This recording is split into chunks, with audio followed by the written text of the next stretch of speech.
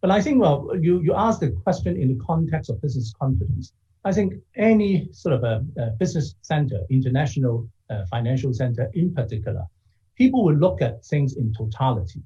Law and order is one very important thing. And look at Hong Kong, I think, looking back in the last 2 years, we have seen a number of sort of a turmoil that Hong Kong has gone through, including not long ago, back in year before last, we have seen almost more than 6 months of street violence, peaceful protests turn into sort of attacks, like what happened recently in the Capitol Hill. Our legislature was in fact torn down by rioters. So I think there is a reason behind some of the enforcement action that we are taking. And I think no one can sort of take things for granted that, well, law and order is important, not just for the local residents, but also equally for the international community where they use Hong Kong as the base for doing business.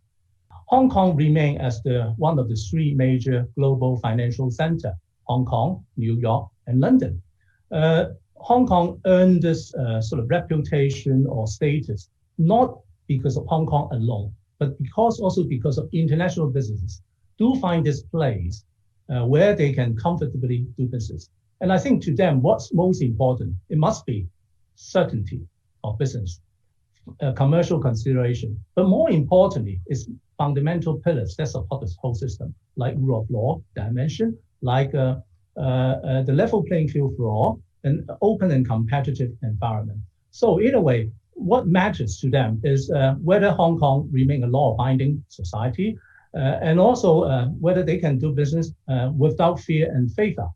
Now, of course, the whole world has in fact undergone a lot of sort of challenges, including some of the geopolitical issues that make no secret that, well, China and US has been undergoing a very, very difficult bilateral relations. And Hong Kong is very much caught in the middle because, well, people doing business in Hong Kong is not just serving this small city of 7.5 million people. They in fact serving the bilateral interests across the Pacific, including, of course, the mainland of China, which is a huge emerging and growing market.